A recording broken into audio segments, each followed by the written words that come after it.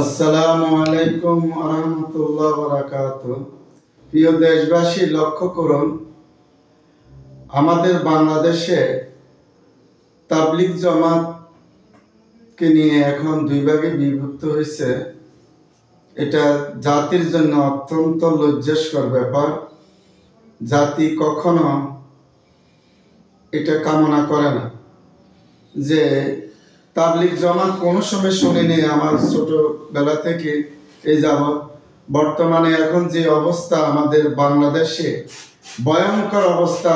তাবলিগ জামাতের দুই গ্রুপ, একটা হলো সাতপন্থী আর একটা হলো জুবাইরপন্থী। কিন্তু উভয় মাওলানা শাহ সাহেব আলেম, মাওলানা জুবাইর সাহেব আলেম। খুবই দুঃখজনক হলো সত্য, কিন্তু মুসলিম জাতি কিন্তু এটাকে প্রত্যাশা করে না আপনাদের কাছে। অনতিবিলম্বে আপনারা মুখোমুখি হয়ে বসেন।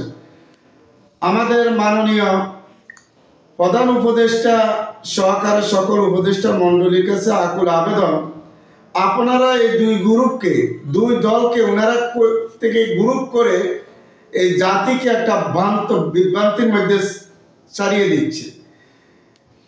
দিচ্ছে যে দেশে বিশৃঙ্খলা সৃষ্টি হচ্ছে। তাবলিগ জামাতের কাছে এটা মানুষ প্রত্যাশা করে না। এটা তো অরাজনৈতিক একটা সংগঠন ছিল। এখন কেন যে এরকম হলো ওনাদের মাঝে, কিন্তু ওনারা দুই গ্রুপ কেন একসাথে বসতে চান না, এটার আবার রহস্যটা কি? কেউ প্রস্তাব দেয়, কেউ নাকচ করে।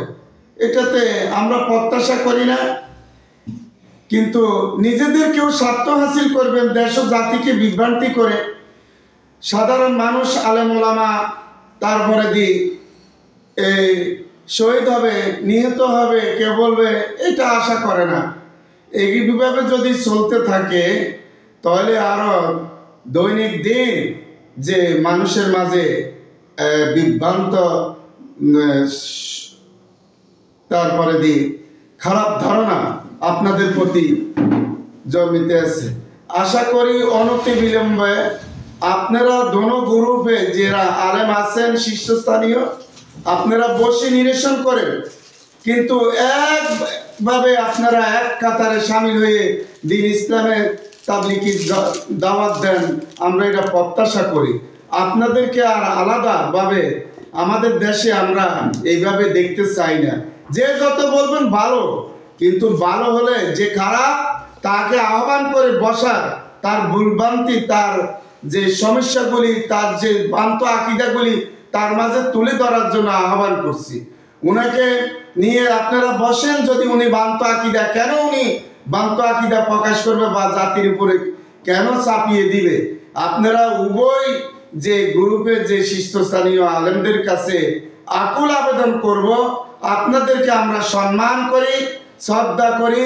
এই এই মুসলিম জাতিকে এই সাধারণ অরাজনীতিক একটা যে তাবলিগকে নিয়ে আপনারা যে গ্রুপিং লোবিং করে এই ধাইবা সাধারণ মানুষের মধ্যে চাপিয়ে দিয়ে একটা সংঘর্ষ সৃষ্টি করবেন। আশা করি অনতিবিলম্বে আপনাদেরকে বলতে আছি যে আপনারা অনতিবিলম্বে যে পরিহার করে উভয় পক্ষ বসে আমাদের যে রাষ্ট্রপ্রধানদেরকে, যারা দায়িত্বে আছেন, উপদেষ্টা, মাননীয় উপদেষ্টাদেরকে সহযোগিতা নিয়ে এগুলি অনতিবিলম্বে নিরসন করার জন্য আহ্বান করছি, আবেদন করছি, নিবেদন করছি। আসসালামু আলাইকুম ওয়া রাহমাতুল্লাহি ওয়া বারাকাতুহু।